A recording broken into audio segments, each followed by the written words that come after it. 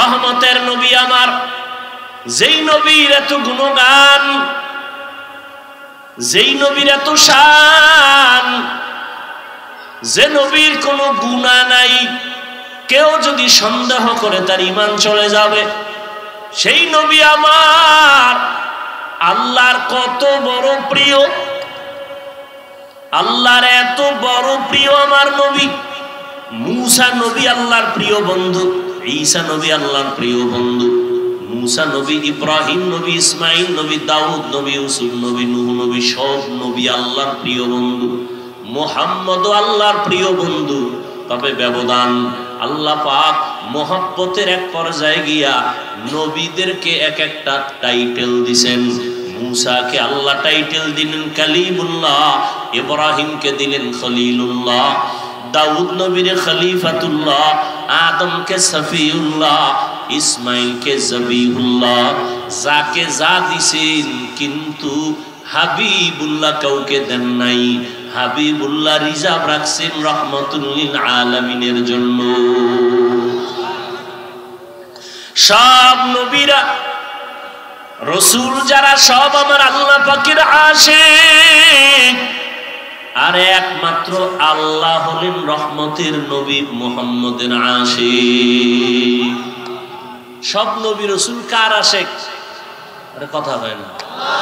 আল্লাহ কার আশিক? নবীর আশিক। ঠিক তেমনি ভাবে সব সাহাবায়ে কেরাম আমার নবীজির আশিক।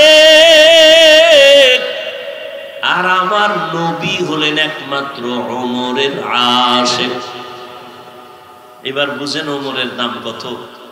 সেই ওমরের সাথে অনেকে রাগ কইরা 20 রাকাত তারাবি পড়ে না। ওমরের সাথে রাগ করছে, ওমরের মানি না তো কারে মানো? মুহাম্মদের মানি। অতি ভালো ভালো, আল্লাহ হেদায়েত দান করুন। আমার রাসূলের প্রিয় হযরত ওমর আমার আল্লাহর প্রিয় নবী, কোনো গুনাহ নাই। আল্লাহ কত বড় নবীর আশিক। সেই নবীকে আল্লাহ বলেন, ও নবী আপনিও তাকওয়া অর্জন করেন। ইয়া আইয়ুহান নাবিয়্যুত্তাকিল্লাহ ওয়া লা তুতি'ল কাফিরিনা ওয়াল মুনাফিকিন। ও নবী আপনি কাফের মুনাফিকের অনুসরণ করবেন না। আল্লাহর ভয় অন্তরে জমা করেন। আল্লাহ বলেন তাকওয়া অন্তরে জমা করো। এটা গর্ব থেকে নিয়ে আসো নাই, অন্যের থেকে অন্তরে ঢুকাইতে হবে। কার থেকে ঢুকাইবা? তাকওয়া অন্তরে ঢুকানোর ঠিকানা দুইটা। এক হলো রমজানের রোজা, আর একটা হলো খাঁটি আল্লাহর বান্দা যারা মুত্তাকি, তাদের কলব হলো তাকওয়ার গোডাউন। রমজানের রোজার মাধ্যমে অন্তরে তাকওয়া অর্জন করো। খাঁটি আল্লাহ ওয়ালাদের সোহবত আর নেক নজরের দ্বারা অন্তরে তাকওয়া ঢুকাও। যতদিন পর্যন্ত অন্তরে আল্লাহর ভয় না আসবে, ততদিন পর্যন্ত আমি হাফিজুর রহমান কেন, মক্কা মদিনার ঈমান কেন, আমার আল্লাহর নবীও যদি বয়ান করে কপালে কালেমা জুটে না। জাহান্নামের ভয় অন্তরে নাই। এজন্য নবীর মতো ব্যক্তির বয়ান শুনিয়া আবু জাহাল কালেমা পড়ে না। আর যখন জাহান্নামের ভয় অন্তরে ঢুকলো, তখন ওমরের মতো বান্দা নবীকে জবাই করতে গিয়াও কালেমা পড়ে ফেলে। আল্লাহর ভয় অন্তরে জমা করার মানে জাহান্নামের আযাবের ভয়। আল্লাহর ভয় অন্তরে জমা করো। আল্লাহ ওয়ালাদের নেক নজর। লিকুল্লি শাইইন মা'দিনুন মা'দিনুত তাকওয়া কুলুবুল আরিফিন।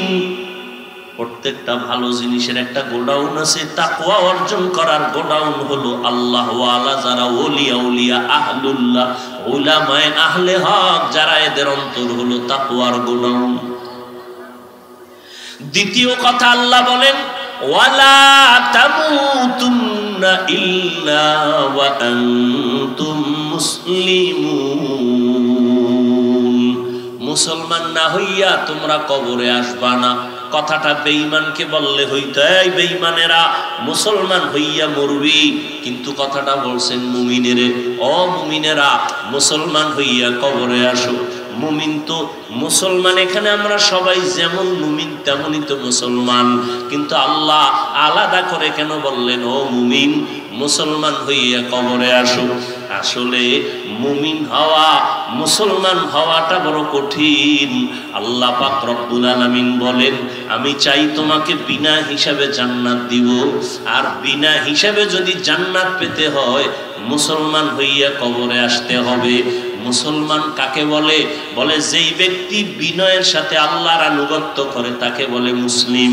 বহু বচন মুসলমান, আনুগত্য করার নাম হলো ইসলাম। বিনয়ের সাথে আনুগত্য করবে, অর্থাৎ ওই বান্দার আমলনামায় কোনো গুনাহ থাকবে না। পবিত্র অন্তর যার থাকবে সে বিনয় হিসাবে জান্নাতি। বলে পবিত্র অন্তর কেমনে তৈরি করবা? তো গুনাহ তো জীবনে হয়ে গেল, আর ছিলাম দুনিয়াতে বড় পবিত্র। আল্লাহর নবী বলেন সব সন্তানেরা পবিত্র আত্মা নিয়ে জমিনে আসে। এই সন্তান আস্তে আস্তে গুনার কারণে তার আত্মা অপবিত্র হয়, গুনার কারণে হাত না পাক, গুনার কারণে জবানটা না পাক, গুনার কারণে চোখ না পাক, গুনার কারণে আমার অন্তর না পাক। এই গুনার থেকে বাঁচিয়া বান্দা অন্তরকে পরিশুদ্ধ করো।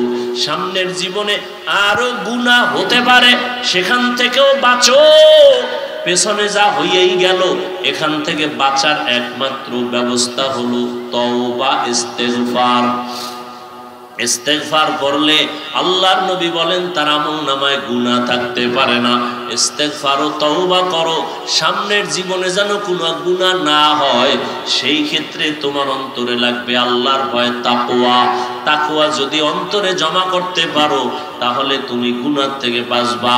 তাকওয়া জমা করার জন্য লাগবে খাঁটি আল্লাহওয়ালাদের নেক নজর। বলে কতক্ষণ? বলে গুনাহ থেকে মুক্ত হতে পারবা না যতক্ষণ। এজন্য আল্লাহওয়ালাদের নেক নজর লাগলেই বান্দার পরিবর্তন শুরু হয়ে যায়। কারণ আল্লাহ তাদের স্পেশাল পাওয়ার দান করেন, যেই পাওয়ারটা সাধারণ মানুষকে আল্লাহ দান করেন না। এই জন্য উলামায়ে কেরামের সোহবতে, খাঁটি আল্লাহওয়ালাদের সোহবতে গিয়া দেখা যায় কত বেনামাজি নামাজি, কত বেপরদাওয়ালা পর্দা করে, জীবনে আল্লাহকে চিনত না, এখন আল্লাহকে চিনে। নামাজ পড়ে, আজানটা হলেই মসজিদে দৌড়ায় যায়। আল্লাহর কোরআন তেলাওয়াতের জন্য বান্দা পাগল, নিজেও তেলাওয়াত করে, সন্তানটাকেও তেলাওয়াত করার জন্য প্রচেষ্টা চালায়, নিজেও পর্দা করে, স্ত্রীকেও পর্দায় রাখার জন্য পাগল হয়ে যায়। একমাত্র উলামায়ে আহলে হকের সোহবতের কারণেই। আল্লাহ এজন্য অন্য আয়াতে বলেন, ইয়া আইয়ুহাল্লাযীনা আমানুত্তাকুল্লাহ ওয়া কুনু মা'আস সাদিকিন। আমি যে আয়াত পড়েছি, আল্লাহ পাক রব্বুল আলামিন বলেন, ইয়া আইয়ুহাল্লাযীনা আমানুত্তাকুল্লাহা হাক্কা তুকাতিহ। হে দুনিয়ার মুমিন, তোমরা আল্লাহকে ভয় করো তথা তাকওয়া অর্জন করো। হক আদায় করে বা ভয় করার মতো। ওয়ালা তামুতুন্না ইল্লা ওয়া আনতুম মুসলিমুন, এবং কেউ তোমরা মুসলমান না হওয়া পর্যন্ত মৃত্যুবরণ করিও না। নবীজি বলেন, আলা কুল্লুকুম রাঈন ওয়া কুল্লুকুম মাসউলুন আন রাইয়াতিহি। সাবধান হে উম্মত, তোমরা প্রত্যেকেই দায়িত্বশীল। আল্লাহর আদালতে দায়িত্বের কারণে জবাবদিহিতার কাঠগড়ায় প্রত্যেককেই হাজির হতে হবে। আল্লাহর রাসূল এখানে প্রত্যেকটা মানুষকে দায়িত্বশীল করে দিলেন। হাদিসটা রাসূল যখন সাহাবায়ে কেরামদের সামনে ব্যক্ত করলেন, সাহাবায়ে কেরাম প্রশ্ন করলেন, ইয়া রাসূলুল্লাহ, দায়িত্বশীল কে কার উপর, কি পরিমাণ? নবীজি বললেন, যার অধীনে যারা বসবাস করে, অধীনস্থদের যিনি গার্ডিয়ান, মালিক, কর্তা, তিনি দায়িত্বশীল। যেমন মা বাবা সন্তানের গার্ডিয়ান, সন্তান মা বাবার অধীন, অতএব মা বাবা সন্তানের দায়িত্বশীল। স্ত্রী স্বামীর অধীন, প্রত্যেক স্বামী স্ত্রীর দায়িত্বশীল। প্রত্যেক ছাত্র শিক্ষকের অধীন, শিক্ষক ছাত্রের দায়িত্বশীল। প্রত্যেক ইমাম খতিব, মসজিদের মুসল্লিদের দায়িত্বশীল, একজন ওয়ার্ডের মেম্বার, কমিশনার, ওয়ার্ডের মানুষের দায়িত্বশীল, ইউনিয়নের চেয়ারম্যান, উপজেলা চেয়ারম্যান, ওই অঞ্চলের ভোটারদের দায়িত্বশীল, এমপি তার আসনের দায়িত্বশীল, সরকার গোটা দেশবাসীর দায়িত্বশীল, উলামায়ে আহলে হক গোটা উম্মতের দায়িত্বশীল। আল্লাহর নবী বলেন, দায়িত্বশীলরা রেডি হও, আল্লাহর কাছে দায়িত্বের কারণে জবাবদিহিতার কাঠগড়ায় দাঁড়াতে হবে। এখন মা বাবা সবসময় চিন্তা করতে হবে সন্তানের দায়িত্ব পালন করছেন কিনা, স্বামীকে চিন্তা করতে হবে স্ত্রীর দায়িত্ব পালন করছেন কিনা। কিয়ামতের দিন আল্লাহ পাক কড়ায় গণ্ডায় হিসাব নেবেন, হিসাব নিয়ে এরপরে আল্লাহ ফয়সালা দিবেন। আল্লাহ চাইলে সব পারেন, তারপরও সাক্ষী পেশ করবেন সত্য আর মিথ্যার পক্ষে বিপক্ষে। একটা বিচারের ফয়সালাও আল্লাহ সাক্ষী ছাড়া দিবেন না, সাক্ষীও একটা হবে না। জমিনকে আল্লাহ সাক্ষী বানাবেন, অঙ্গ প্রত্যঙ্গকে আল্লাহ সাক্ষী বানাবেন, আমল নামাকে সাক্ষী বানাবেন, ফেরেশতাকে সাক্ষী বানাবেন। এগুলোর সাক্ষী নিয়া এরপরে আল্লাহ বিচারের ফয়সালা দিবেন। অতএব দায়িত্ব পালন করার দরকার। কতটুকু দায়িত্ব পালন করতে পেরেছি? সন্তান হযরত ওমরে ফারুক রাদিয়াল্লাহু তাআলা আনহুর দরবারে বাবার বিরুদ্ধে বিচার দিলেন। বাবা না, সন্তানের বিরুদ্ধে বিচার দিল বাবা। ওমরে ফারুক রাদিয়াল্লাহু তাআলা আনহু সন্তানকে তলব করলেন যে আপনি যেই সন্তানের বিরুদ্ধে বিচার দায়ের করলেন সন্তানকে হাজির করেন। সন্তান আসলো, এই সন্তান, তুমি তোমার বাবার হক আদায় করো না কেন? সন্তান বললেন, খলিফাতুল মুসলিমিন, বাবার পক্ষ থেকে কি সন্তানের উপরে কোনো দায়িত্ব আছে? ওমরে ফারুক বললেন, হ্যাঁ আছে। বাবা পালন না করলে অসুবিধা? বলে আছে। আমার বাবা তো কোনো দায়িত্ব আদায় করে নাই। প্রথম আমার মা আনতেছিল ঘরের মধ্যে, ভালো ভালো মা ঘরে আনে নাই। দ্বিতীয়, আমাকে দুনিয়াতে আল্লাহ পাঠিয়েছেন, প্রথম কি হক ছিল? বলে একটা সুন্দর নাম রাখবে। বলে না, আমার নাম সুন্দর রাখে নাই, জউল নাম রাখছে। আমরা বলি জুয়েল, সন্তানের নাম কোয়েল, দোয়েল, হাসি, বৃষ্টি, সবুজ, গম্বুজ সন্তানের নাম, যেগুলো মুখে নিতে লজ্জা লাগে। অথচ সারা দুনিয়ার কোনো বেঈমানের ঘরে আব্দুর রহমান নামে কোনো ছেলে নেই। সারা দুনিয়ার বিধর্মীদের ঘরে রহিমা নামের কোনো মেয়ে। আমরা কেন এত বেহায়া বেলাজা যে আমরা মুসলমানের ঘরে ঘরে বেঈমানের নাম? কোরআন হাদিসে কি ইসলামের নামে টান পড়ছে? কেন রাখেন না? আল্লাহ এমনি শান্তি দিবে, আল্লাহ আপনার কাছে ঠেকা। অথচ সহিহ হাদিসে আল্লাহ রসুল বলেন, কিয়ামতের দিন একটা মানুষকে শুধু নামের বরকতে নাজাত দিয়ে দিবে। সন্তানের নাম সাগর, হৃদয়, নদী, খাল বিলটা বাদ আছে মনে হয়, খাল বিল, মানে এর থেকে নির্লজ্জতার কিছুই হতে পারে না। এজন্য ১৫০০ বছর আগে রসুল বলে গেছেন, লা ইমানা লিমান লা হায়া আলা, যাদের লজ্জা নাই ওদের ইমানই নেই। এগুলো কেন হচ্ছে? শুধু লজ্জা নাই। আগের দিন, আগে বলতে কি ৫০ বছর আগে আমরা দেখছি, আমাদের বয়স আর কত, বাচ্চা হলে মুরব্বীরা আলেমের কাছে যাইতেন, হুজুর একটু খেজুর চিবাইয়া দেন, মিষ্টি চিবাইয়া দেন, আর বাচ্চার একটা নাম রেখে দেন।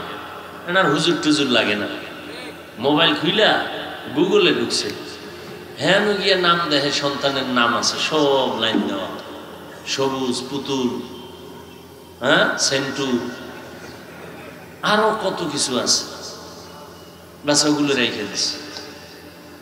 আর কেউ কেউ চালাক আছে, ওরা ভালো একটা নাম রাখে ঠিক, কিন্তু ওটা ডাকে না। সন্তানের নাম বিপদ, বিপদ সন্তানের নাম বিপদ। একজন হিনাকা আমার তো মহা বিপদ।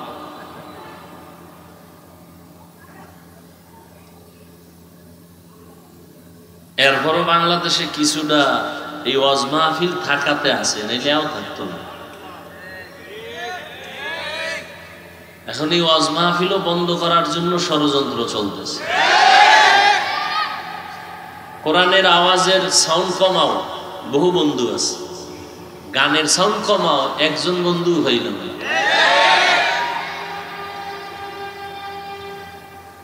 এজন্য কাকে আপনি দোষ দিবেন?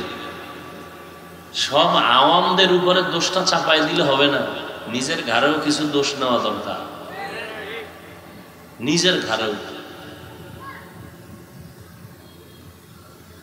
আল্লাহ আমাদের সব ভাইকে হেদায়েত দান করুন। মা বাবার দায়িত্ব সন্তানের উপর। প্রথম একটা নাম রাখবে। قال النبي صلى الله عليه وآله وسلم من ولد له ولد فليحسن اسمه وأدبه فإذا بلغ فليزوج فإن بلغ ولم يزوج فأصاب اسما فإنما اسمه على أبيه أو كما قال النبي عليه الصلاة والسلام।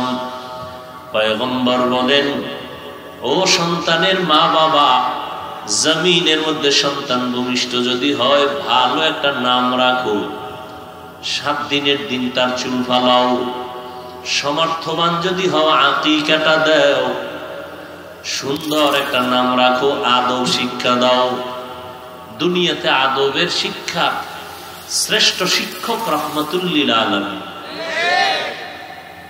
নবীর শিক্ষা ছাড়া আর কোনো আদবের শিক্ষা, সবগুলো বেয়াদবি, সবগুলো বেয়াদবি। জন্ম নিছে মুসলমানের ঘরে, বাবা মুসলমান, মা মুসলমান, ছেলের নাম আব্দুর রহমান। শিক্ষকের সাথে বেয়াদবি করে কেন? বলে মুসলমানের ঘরে জন্ম নিছে ঠিক, কিন্তু শিক্ষাটা মুসলমানি কায়দায় পায় নাই, মোহাম্মদের শিক্ষা পায় নাই।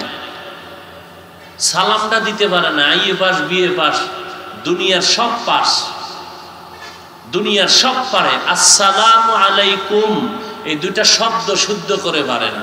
আর এক কুলাঙ্গারের বাচ্চা কোন জায়গায় বইয়া বলতেছে শুদ্ধ করে সালাম দিলে জঙ্গির গন্ধ পাওয়া যায়। আসসালামু আলাইকুম এই দুইটা শব্দ শিখতে কি মাদ্রাসায় যাওয়া লাগে? হ্যাঁ, অথচ বিএ পাস এই শব্দ দুইটা পারে না। সালাম দেয় সালামালাইকুম, তার মানে তোর উপরে খোদার গজব। হে ঘুরায় খাও আলাইকুম, তোর উপরে আগে ঘুরুক। নির্লজ্জ মুসলমান, সালামটা পর্যন্ত শিখে নাই। সালাম দেয় মানে তোর উপরে গজব, সালামালাইকুম মানে তোর উপরে আল্লাহর গজব। অথচ সালাম শান্তি, আসসালামু আলাইকুম, বাস এতটুকু শব্দ শুদ্ধ করে পারে না। দুনিয়ার সব আকাম পারে। আল্লাহ হেদায়েত দান করুন। আপনারা চিল্লেন না, এখানে চিল্লানের কিছু আছে। ভালো এত গজব গেল দেশটা, এরপরও ভালো হইলেন না। আপনারা এই আবেগ টাবেগ দিয়া আমগো হুজুর গো বহুত বিপদে ফেলাইছেন, আর কত ফেলবেন। বহু তাল দিছেন হুজুর গো, ইমামরে দিয়া নাই, আমনে নাই। ইমামের তাল দিছেন, আজকে সাইজ করে লাইবেন এই সাইড। হুজুর তো বুঝে লাইছে যে খুব করতে পারলে মনে হয় সম্মান বাড়বে, এমন করা করছে, সব গেছে গিয়ে হে নাই। এখন একদলকার সূর্য ডুবার আগে যেন আপনি বাড়িতে ঘুরে আইয়েন, বাস গেছে ইমাম সাহেব। এই সমস্ত আবেগ বন্ধ করেন। এটা ওয়াজের প্যান্ডেল। আওয়ামী লীগ নাই, বিএমপি নাই, রাজনৈতিক দলের লোক আসছে না। এই আপনাদের চাষারার কোনো রোডের পাশে আওয়ামী লীগওয়ালারা যদি জনসভা দেয়, বিএমপি যাবে? এই সত্য কথা বলুন, বিএমপি ওয়ালারা জনসভা দিলে আওয়ামী লীগ যাবে? এখানে সব আসছে, এখানেও একসাথে বুঝেন কিছু, আবেগ দেখান না। হুজুর ইমান মাফেন বয়ে বয়া, কিছু হুজুর আছে আপনাকে আবেগে লাফায়। এটা আওয়ামী লীগের লোক আসবে কেন, বিএনপির লোক আসবে কেন? এটা কোরআনের মাহফিল, এখানে আমল আখলাকের কথা হবে, এখানে রাজনীতির লোক আসছে কেন? কয়েকটি সব গাট্টি বেন্দারা পর্দার বাইরে ফেলাইয়া দিছে। এখানে আসছে আল্লাহর মহব্বতে, রসুলের মহব্বতে। কি মসজিদে তাবলিগওয়ালারা ডাকে, সরমনেওয়ালারা যাবে? কথা বলেন না কেন? সরমনেওয়ালারা যদি এখানে জিকির হবে, তাবলিগওয়ালারা বসবে? বসে না, স্বাভাবিক। সোজা কথাটা স্বীকার করেন না কেন? এখানে সবাই আসছে, তাবলিগের লোক নাই, চরমনের লোক নাই, উজানির লোক নাই, গাঞ্জাখোরও, বেনামাজিও, বেপর্দাওয়ালা, পিছনে আমারে কাফের বলে সেও আছে। বুঝতে হবে এটা, এটা রাজনীতির মঞ্চ না, এই জন্য আসছে। এটা রাজনীতির মঞ্চ, রাজনীতির বক্তা, এই রাজনীতির মঞ্চ না, এই জন্য আসছে। আমি যদি রাজনীতি করতে মনে চায় প্রচলিত, তাহলে রাজনীতির আলাদা মঞ্চ আছে না? কি নাস্তিকদের মঞ্চ আছে, নাস্তিকদের বিরুদ্ধে জ্বালাময়ী ভাষণ দেওয়ার হুজুরগ মঞ্চ আছে না? কথা বলেন না কেন? রাজনীতি করতে চাইলে হুজুরগ মঞ্চে যাও। খেলাফত আন্দোলন, খেলাফত মজলিস, ইসলামী আন্দোলন, জামায়াত, অভাব নাই, ওখানে গিয়ে চিৎকার দাও। সরকার 12 ঘন্টার মধ্যে লাল বাতি জ্বালায় দেন। কি কথা বলেন না কেন? এটা রাজনীতির মঞ্চ। রাজনীতির মঞ্চে রাজনীতির আলাপ। আমাদের মুরব্বী যার 45 মিনিটের বয়ানে এ দেশের চূড়ান্ত ডাকাত, 5 ওয়াক্ত নামাজি হয়েছে, চরমনের জমিনে ঘুমন্ত সৈয়দ ফজলুল করিম রহমতুল্লাহ আলাইহি। জীবনভর দেখছি আর শিখছি। কি দেখছি? বয়ানের স্টাইজে জাহান্নামের বয়ান, মনে হয় সে দুনিয়াতে নাই। কবরের আযাবের বয়ান, কত বড় নিকৃষ্ট অন্তরওয়ালা। কয় আমরা খালি কবরের ওয়াজ করি কেন? আমরা কেন জাহান্নামের ওয়াজ করি? কি ওয়াজ করব? আল্লাহ করলে আমি করব না কেন? কি আজীব ব্যাপার। আমার রসুলের যুগে আলাদা কোনো রাজনৈতিক পার্লামেন্ট ছিল না। যেখানে ইমামতি করতেন ওটাই ছিল রাষ্ট্র পরিচালনার মঞ্চ। মসজিদেই ইমামত, মসজিদের মাধ্যমেই খেলাফত। কথা বুঝেন নাই? আর এখন মঞ্চ আলাদা হয়ে গেছে না? আজকে যদি বলি আমি আজকে এখানে রাজনৈতিক বয়ান করব, চরমনের হুজুর আসবে, অমুক আসবে, তাহলে এখানে সবাইকে আসবে? বলেন, সত্য কথাটা বলেন, আসবে? সহজ কথাটা কেন বুঝেন না?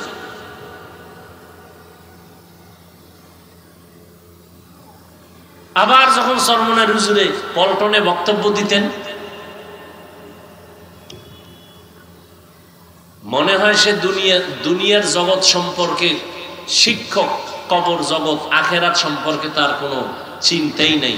সে এখন রাজনীতি মানুষকে শিখাইতেছে, মনে হয় রাজনীতির শিক্ষক হয়ে মানুষকে রাজনীতি শিখায়।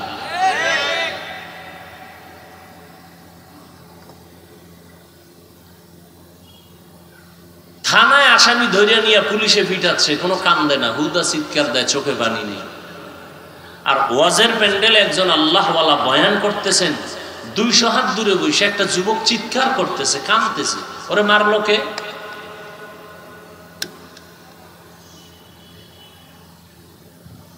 লা ইকরাহা ফিদ্দীন, ধর্ম নিয়ে কোনো জোর জবরদস্তি করা জায়েজ নেই। কানে ধরে কাউকে রোজা রাখানো যাবে না, রাখাইলে সওয়াব হবে না। তাহলে এই লোকগুলোরে কি করা যায়? আল্লাহ কয় এদের ওয়াজ করো, ওয়াজ। কেমনে ওয়াজ করবা?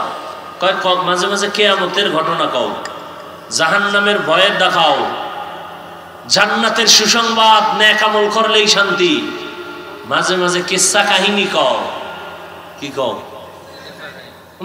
কিসসা কাহিনী কয়। ওরা কিসসা কাহিনীর পৃথিবীর শ্রেষ্ঠ কিতাব কোরআন শরীফ, হাদিস শরীফ, কিসসা কাহিনীর শ্রেষ্ঠ কিতাব। ওই মূর্খরা জানে না কোরআন শরীফে হাতির কেচ্ছা নাই? এই পণ্ডিত সাহেবেরা বলেন না কেন? কোরআন শরীফে সাপের কেচ্ছা নাই? কোরআন শরীফে গরুর কেচ্ছা দিয়েই তো সূরা বাকারা শুরু। কেচ্ছা কাহিনী কয়। কেচ্ছার গাইড বুক শ্রেষ্ঠ কিতাব কোরআন শরীফ, কেচ্ছা কাহিনীর শ্রেষ্ঠ কিতাব হাদিস শরীফ। পিপিলিকার কেচ্ছা নাই কোরআনে? হাতির কেচ্ছা নাই? বাঘের কেচ্ছা নাই? কি আজীব কথা। মশা মাছির কেচ্ছা আছে না নাই? স্পষ্ট। সূরা আনকাবুত, সূরা নমল পিপিলিকার সূরা, সূরা ফিল হাতির সূরা। এই সব ভেজালের মূল। আমি তো মাঝে মাঝে কই জন্য জলে এক দলে। আমি যে বলি বেঈমান নিয়ে টেনশন নাই, টেনশন হলো ইসলামের ব্যানারওয়ালা মুনাফিক নিয়ে। ভেজাইলে হইল মুনাফিকেরা। চাপাবাজি করে আমরা ইসলাম চাই। তোমার দাড়ি নাই কেন? ইসলাম চাই। মাথায় টুপি নাই কেন? ইসলাম চাই। মদিনার পোশাক নাই কেন? চাপাবাজি করে আমরা ইসলাম চাই। ইসলাম চায় না, ইসলামের নাম ব্যবহার করে ক্ষমতার চেয়ার চায়।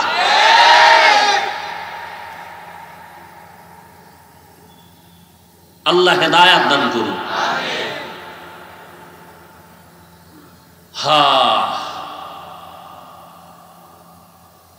আজকে সারা দেশের মধ্যে হাজারো লাখো মানুষ দিনের পথে তাবলীগের কারণে, কি ঠিক না? রহমতের নবী, কত নরম প্রকৃতির নবী, রহমাতুল্লিল। আল্লাহ কয় আল আসরি ইন্নাল ইনসানা লাফি খুসর, আসরের শপথ সব মানুষ জাহান্নামী। কিন্তু নামের ব্রেক লাগাইছেন পরে। নবী কি কয়? কুল্লু উম্মতি ইয়াদখুলুনাল জান্নাতা, সব উম্মতেরা জান্নাতি। পরে গিয়ে কয় কিন্তু আল্লাহ কয় আগে সব কি কথা বল, সব জাহান্নামী।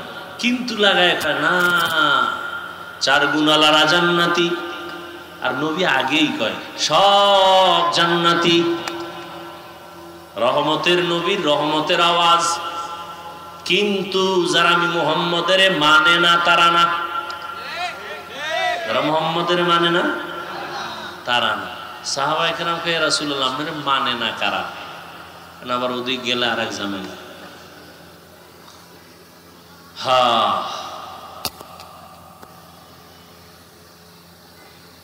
আল্লাহ আমাদের হেদায়াত দান করুন। এক যুবক গেছে নবীর গেছে। কোথায়? এই কথাটা সেদিন এক জায়গায় মনে হয় বলছিলাম। নবীজির কাছে গিয়া ইয়া রাসূলুল্লাহ, একটা পাপের অনুমতির জন্য হইছে। কিসের? বুঝেননি আমার কথা? বুঝেন কিসের অনুমতি? আচ্ছা চিন্তা করেন তো, দোজাহানের সরদার, তার কাছে সাহাবায়ে কেরাম বসা, কষ্টি পাথর সব। এই যুবক গিয়ে আমি একটা পাপ করব, অনুমতি চাই। কি পাপ? জেনা করব। কি করবে? আচ্ছা আমার দ্বারা যদি এরকম কেউ ওই রাস্তায় একজনে ধরছে, কই যাও? হুজুরের দ্বারা। কেন? এই পাপের জন্য অনুমতি। কি পিডাটা তো হয়নি শুরু হয়ে যাবে, তোর এখানেই অনুমতি দিয়ে দিই। স্বয়ং রসুলের কাছে হাজির হয়ে গেছে। সাহাবায়ে কেরাম ভেতরে রাগ থাকলেও চুপ, কারণ রহমতের নবী এখানে হাজির। দেখেন সব সাহাবায়ে কেরাম ভেতরে আগুন, রহমতের নবী চুপচাপ কাছে টানছে, আসো আরো কাছে আসো। নবী এসে এবার কাছে, মাথায় হাত দিয়া, গলায় হাত দিয়া, একটা মহাব্বতের আলিঙ্গন দিয়ে এবার কয়, তুমি জিনা করবা? কহ কার সাথে? তোমার বোনের সাথে? সি সি সি সি নবী কি বলি, কেউ করে? ও তাহলে তোমার আম্মুর সাথে? নাউযুবিল্লাহ। নবীজি কি বলে? আচ্ছা আচ্ছা করবা না? না কখনো। ও তা তোমার চাচি? বলে না নবী, তার চাচির সাথে খাল্লাবে কোন একটা মেয়ের সাথে? বলে হ্যাঁ। সেই মেয়েটাও তো কারো না কারো বোন, কারো না কারো মাও হতে পারে। রহমতের নবীর নরম কথা ভিতরে ঢুকে গেছে। যুবক ইয়া রাসূলুল্লাহ মাফ করে দেন, তওবা করায় দেন, জিন্দেগিতে আর এই গুনার কাছেও যাব না।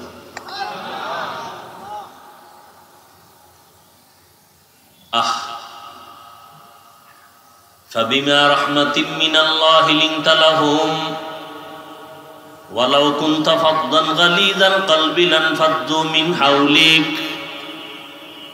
ও নবী, আপনার অন্তর খুব নরম, যদি কঠোর হইতো তাহলে সব ভেঙে যাইতো, ভেঙে, কিন্তু নরম, এতটাই নরম যে আপনার কথা শুনে দুশ্মনও বন্ধু হয়ে যায়। লা তামুদ্দান্না আইনাইকা ইলা মা মাত্তা'না বিহি আজওয়াজাম মিনহুম ওয়া লা তাহজান আলাইহিম ওয়াখফিজ জানাহাকা লিল মুমিনিন। নবীরে কয়, আপনি মুমিনদের বেলায় ডানা মেইলা বিছায়া দেন, ডানা বিছায়া দেন, সবাই যেন আইসা জায়গা পায়, হিংসার বিন্দু কোনো যেন আশ না থাকে, ডানা বিছায়া দেন মুমিনের জন্য। এই জন্য মাত্র 13 বছর পৃথিবীর নিকৃষ্ট জাতি মক্কার মানুষ, ইতিহাসের পৃষ্ঠায় নিকৃষ্ট মানুষ মক্কার মানুষ, চূড়ান্ত লম্পট আর চরিত্রহীন এই মানুষগুলোকে মাত্র 13 বছরে এতটাই দামি বানাইলেন যে আল্লাহ লিস্টি দিয়া জিব্রাইলকে কয়, রসুলকে বলো এই লিস্টিতে যাদের নাম আছে এরা বিনা হিসাবে জান্নাতি। কয় বছরের ব্যবধান? মাত্র 13 বছর। রহমতের নবীর আদর্শ আচরণ, জীবনে কোনোদিন গালি দেন নাই, হাজারো গালি শুনছেন, কোনোদিন জবাব দেন নাই, চোখ তুলে কোনোদিন কারো সাথে গরম চোখে তাকান নাই। ইনি হলেন রহমতের নবী। মাত্র 13 বছরে পুরা মক্কা নগরী ফুলের বাগান হয়ে গেল। আবু বকরের মতো বান্দা, ওমরের মতো বান্দা, ওমর রসুলের ছোঁয়া পাইয়ে এতটা দামি যে এখন কেমন দামি যে শয়তান ওমরের ভয় পায়। আল্লাহর সামনে চ্যালেঞ্জ দিল যেই শয়তান, সেই শয়তান ওমরের ভয় পায়। টের পাইছে, আইতেছে দৌড়।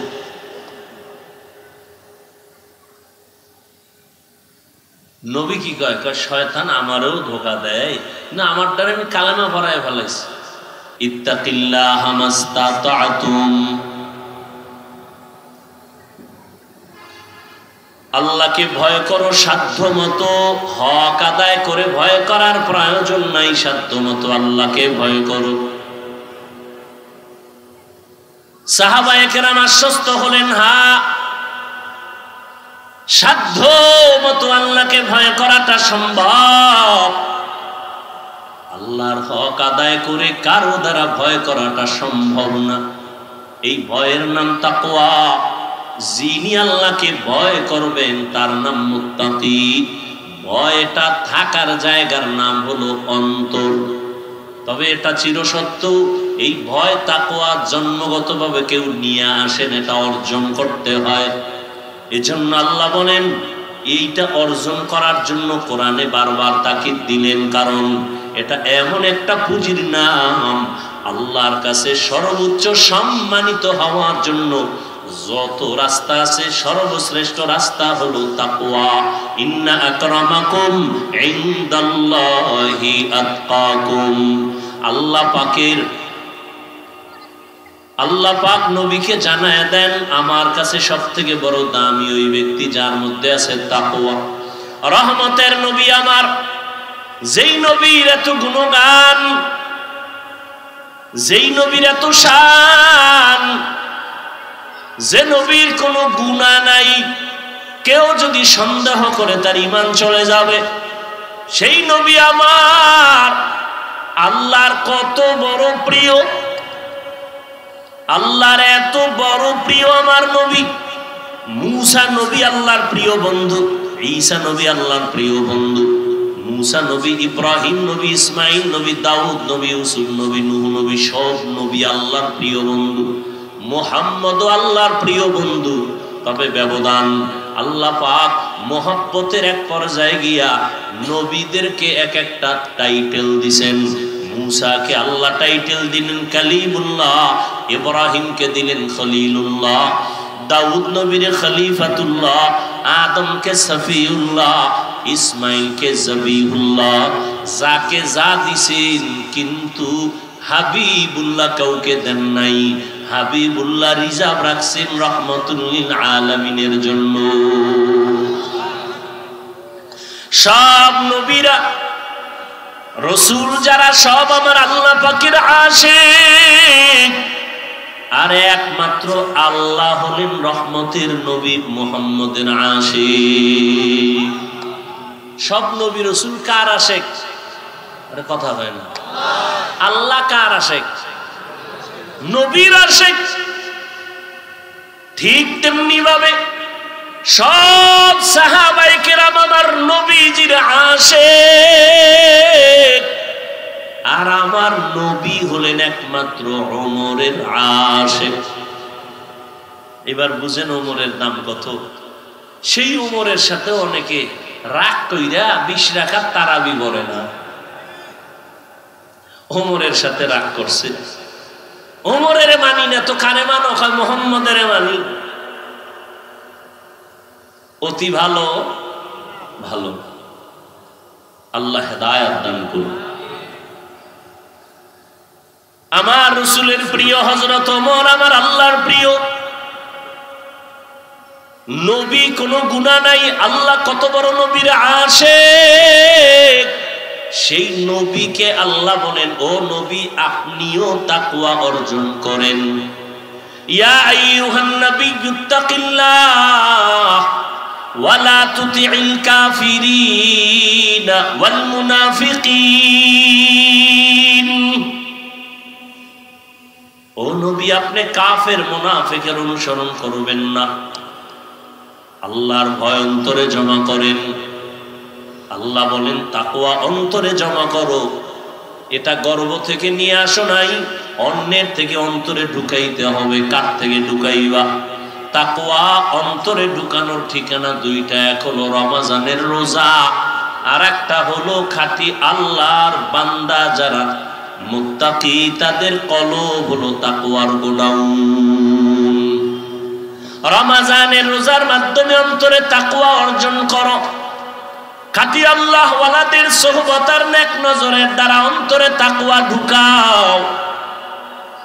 যতদিন পর্যন্ত অন্তরে আল্লাহর ভয় না আসবে, ততদিন পর্যন্ত আমি হাফিজুর রহমান কেন, মক্কা মদিনার ইমাম কেন, আমার আল্লাহর নবীও যদি বয়ান করে কপালে কালেমা জুটে না। জাহান্নামের ভয় অন্তরে নাই। এজন্য নবীর মতো ব্যক্তির বয়ান শুনিয়া আবু জাহাল কালেমা পড়ে না। আর যখন জাহান্নামের ভয় অন্তরে ঢুকলো, তখন ওমরের মতো বান্দা নবীকে জবাই করতে গিয়াও কালেমা পড়ে ফেলে। আল্লাহর ভয় অন্তরে জমা করার মানে জাহান্নামের আযাবের ভয়। আল্লাহর ভয় অন্তরে জমা করো। আল্লাহ ওয়ালাদের নেক নজর। লিকুল্লি শাইইন মা'দিনুন মা'দিনুত তাকওয়া কুলুবুল আরিফিন। প্রত্যেকটা ভালো জিনিসের একটা গোডাউন আছে। তাকওয়া অর্জন করার গোডাউন হলো আল্লাহ ওয়ালা যারা ওলিয়া উলিয়া আহলুল্লাহ, উলামায়ে আহলে হক যারা, এদের অন্তর হলো তাকওয়ার গোডাউন। দ্বিতীয় কথা আল্লাহ বলেন, ওয়ালা তামুতুন্না ইল্লা ওয়া আনতুম মুসলিমুন। মুসলমান না হইয়া তোমরা কবরে আসবা না। কথাটা বেঈমানকে বললে হইতো, এই বেঈমানেরা মুসলমান হইয়া মরবি, কিন্তু কথাটা বলছেন মুমিনেরে, ও মুমিনেরা মুসলমান হইয়া কবরে আসো।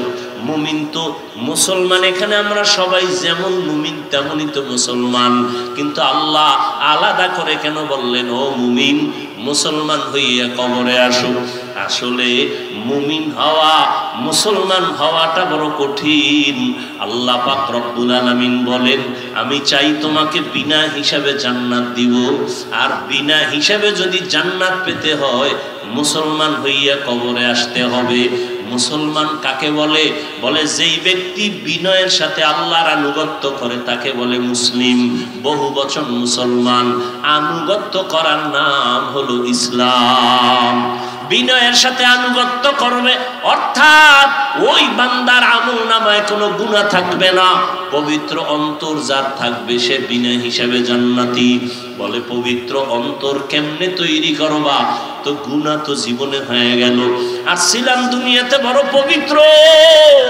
আল্লাহর নবী বলেন সব সন্তানেরা পবিত্র আত্মা নিয়ে জমিনে আসে, এই সন্তান আস্তে আস্তে গুনার কারণে তার আত্মা অপবিত্র হয়, গুনার কারণে হাত না পাক, গুনার কারণে জবানটা না পাক, গুনার কারণে চোখ না পাক, গুনার কারণে আমার অন্তর না পাক। এই গুনার থেকে বাঁচিয়া বান্দা অন্তরকে পরিশুদ্ধ করো। সামনের জীবনে আরো গুনাহ হতে পারে, সেখান থেকেও বাঁচো। পেছনে যা হইয়াই গেল, এখান থেকে বাঁচার একমাত্র ব্যবস্থা হলো তওবা, ইস্তেগফার। ইস্তেগফার করলে আল্লাহর নবী বলেন তার আমলনামায় গুনাহ থাকতে পারে না।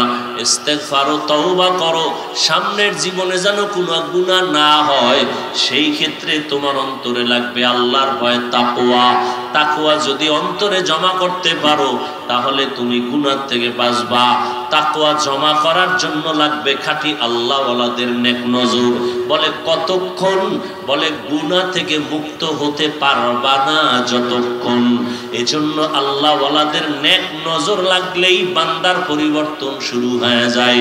কারণ আল্লাহ তাদের স্পেশাল পাওয়ার দান করেন, যেই পাওয়ারটা সাধারণ মানুষকে আল্লাহ দান করেন না।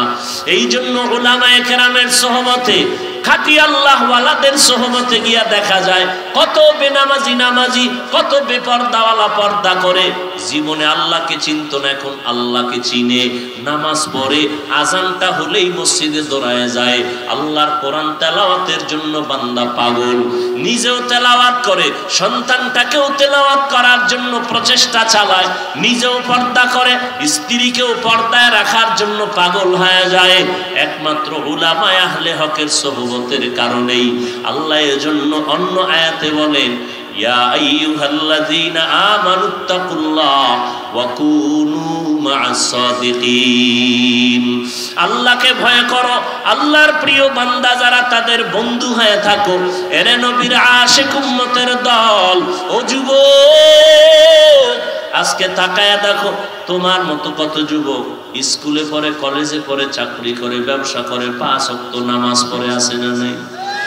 জীবনে মাদ্রাসায় পড়ে নাই, এরপরও নামাজ ছাড়ে না। বিষয়টা কি? কলেজে গিয়া কি নামাজের প্রশিক্ষণ দিছে? কয় না।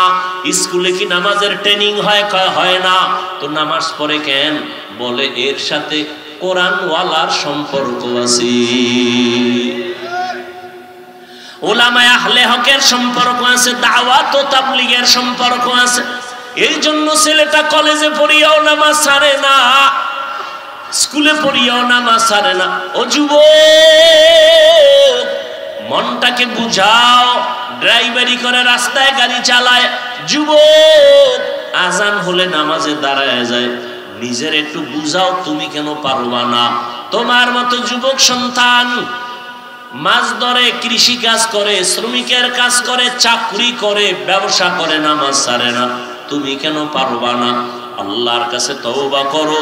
হতভাগার পক্ষে বুঝি চলে গেলা, এখনো সময় আছে, তওবা করে নাও। পেছনের গুনাহ থেকে ইস্তেগফার পড়ো, আল্লাহকে বলো হে মালিক, জীবনে তো শয়তানের ধোকায় পড়ে, নফসের ধোকায় গুনাহ করেছি, সারলাম, কত বেপরদায় চললাম, আজকে থেকে তৈরি হয়ে গেলাম, আর নামাজ ছাড়বো না, বেপরদায় চলবো না। মা বাবার দোয়া নিয়া, উলামায়ে কেরামের পরামর্শ নিয়া 5 ওয়াক্ত নামাজ পড়বো, আর কোনোদিন দাড়ির মধ্যে অস্ত্র লাগাইব না। আল্লাহর কাছে বান্দা যদি খাঁটিভাবে বলতে পারে তওবার নিয়তে, আল্লাহর নবী বলেন বান্দা হাজারো লাখো গুনাহ যদি করে আল্লাহ মুহূর্তে মাফ করে দিবেন। জানি না কার অন্তর নরম হবে, তওবার দরজায় ফিরে আসবে। যাদের কপাল ভালো, আল্লাহর কাছে যারা খাঁটি মনে তওবার নিয়ত করবে আল্লাহ দরজা খুলে দিবেন। হেদায়াতের মালিক আল্লাহ। ও আল্লাহর বান্দারা, এখনো যদি অন্তর তৈরি হয়, তাকওয়া অন্তরে ঢুকাইয়া উলামায়ে কেরামের পরামর্শ নিয়ে চলবে, এমন নিয়তটা যদি অন্তরে করা যায়, মনে মনে আল্লাহকে বলেন, হে আল্লাহ, হায়াতের মালিক আপনি, ইজ্জতের মালিক আপনি, রিজিকের মালিক আপনি। আর জীবনে নামাজ ছাড়বো না, বেপরদায় চলবো না, আর দাড়ি কাটবো না। মা বাবার দোয়া নিয়া, উলামায়ে কেরামের পরামর্শ নিয়া আমরা নামাজ পড়বো, নবীর তরিকায় চলবো। আল্লাহ আমাদের খাঁটি তওবা করার তৌফিক দান করেন, আমিন। আলহামদুলিল্লাহি রাব্বিল আলামিন, والصلاة والسلام على سيد الأنبياء والمرسلين।